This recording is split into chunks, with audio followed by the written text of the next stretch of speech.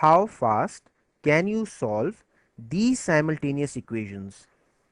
And this time I'm not going to give you more than 5 seconds. Alright, so your time starts now.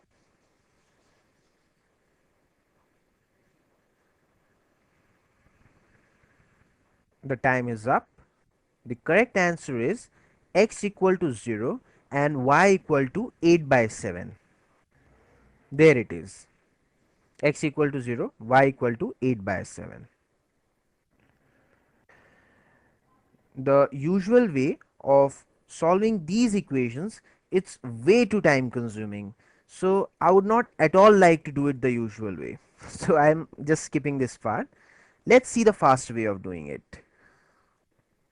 You must have thought that the coefficients of these two simultaneous equations are much more difficult to multiply with, isn't it?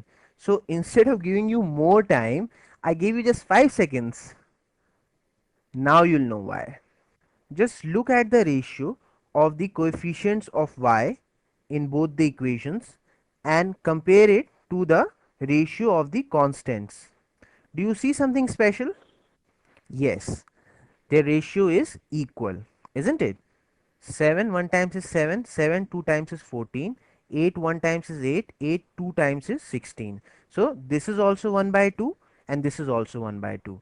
Whenever this happens, you can immediately put the value of other variable to be equal to 0. Alright, so x equal to 0, as simple as that. So just quickly substitute this value in any of these two equations. So x equal to 0, so 6 times 0 is 0, so this thing becomes 0. Now what is left? 7y equal to 8, so y would be equal to 8 over 7, isn't it? You put the coefficient of y to the other side and it goes to the denominator, so y equal to 8 by 7. That is what your answer is. X equal to 0, y equal to 8 by 7. Tell me, wasn't that fast? Once again, let me repeat. When the ratio of the coefficients of y is equal to the ratio of the constants, then x equal to 0. And using the same logic, if the ratio of the coefficients of x equal to the ratio of the constant, then variable y would be equal to 0. Now, you try to solve these.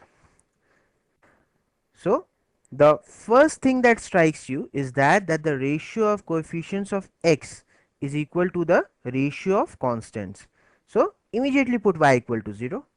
Now, once you have the value of one variable, finding the other variable is very easy, isn't it? So, if you put this value here, so this thing becomes 0, isn't it? So, 12x equal to 12. That means 12 times something equal to 12. So obviously 12 times 1 equal to 12. So x equal to 1. Now tell me, isn't that a good technique? At the first glance, if you see that multiplying with these coefficients is a big challenge, isn't it? They are intimidating numbers, but we didn't multiply them. That is the beauty of this technique.